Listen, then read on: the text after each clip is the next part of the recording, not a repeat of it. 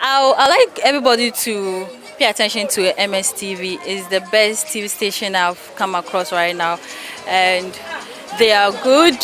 They are everywhere, anywhere you can find them.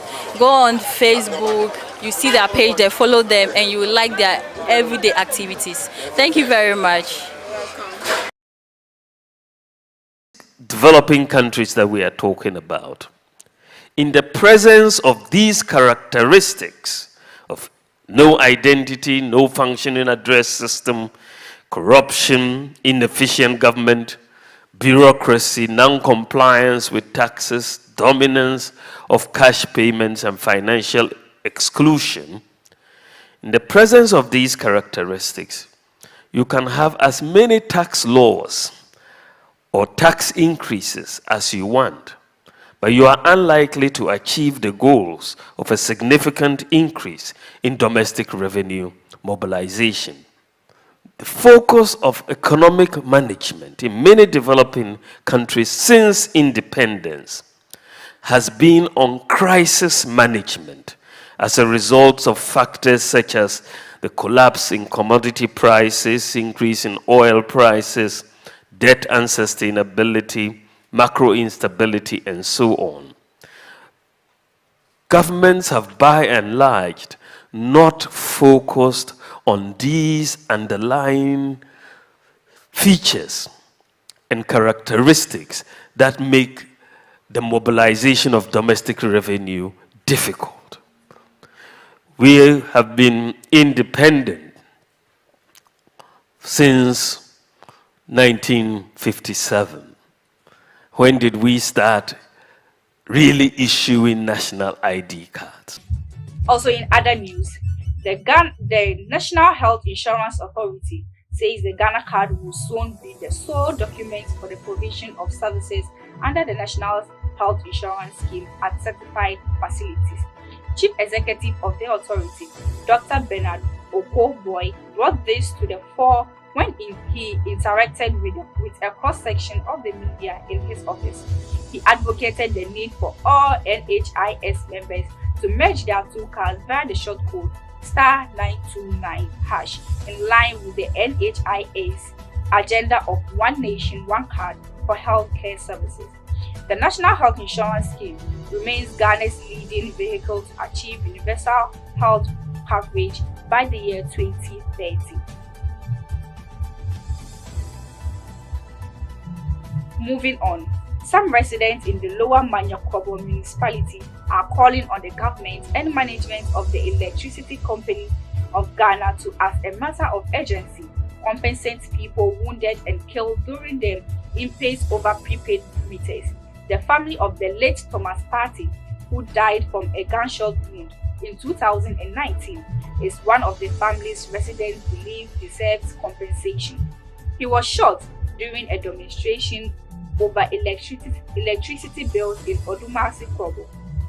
The tensions with the ECG have continued in 2022, and military personnel with the ECG were recently accused of brutalities as they tried to install the prepaid meters.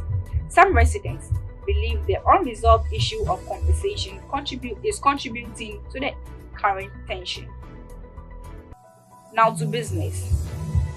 The Ghana Union of Traders has called off its planned shop closure schedule for Monday, August 29, 2022. This was after a meeting with the Council of State. Buta said a joint committee has been set up to look into its concerns. President of the association, Dr. Joseph Obeng, after the meeting said the leadership of Buta will meet the Council of State again after a month. Buta had earlier announced it would close all shops belonging to its members in Accra on Monday, August 29, 2022, to register its displeasure with the country's current economic challenges. According to Buta, the depreciation of the cedi has eroded the capital of its members and is severely hindering their operations. We were to embark on our demonstration, and trust you me, we are going to make a definite statement on Monday, and our members have told us that they didn't even want one day and that we should do it for 2 days.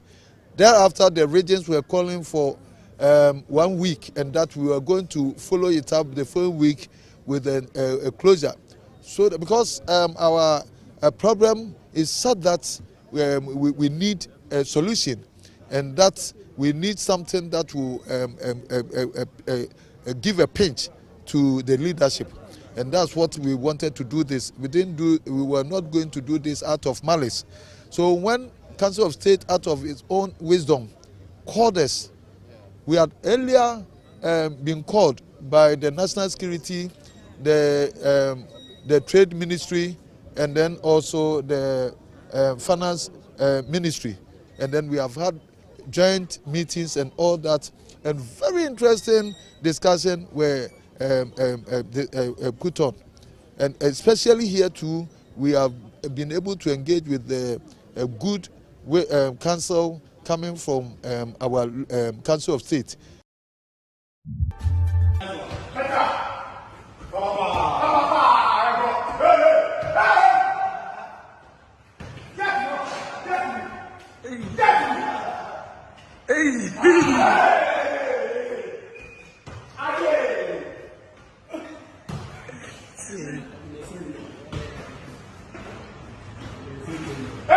Yeah, anything can happen.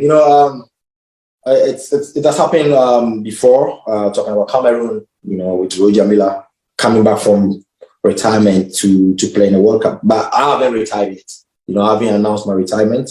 I've been out for almost 2 years now, due to injuries, due to shutdown of my body. I just need to get my body back in shape. I've started training, of course, so I need to just get back in shape. And then I see how my body reacts to playing a competitive football, So I started training just not long ago, So I just have to just make sure I prepare physically, talent-wise, everything is there already, So I just have to prepare physically, and then I will see what happens. Honestly, I haven't spoken to anybody at all. It's part of the plan. I just want to make sure I see how my body reacts first. I don't want to say something that maybe at the end I won't be able to do it. So I just need to get to some level, and then I can say I'm ready. Of course. Everything is in progress. Everything looks positive. We'll see what happens. There might be a surprise.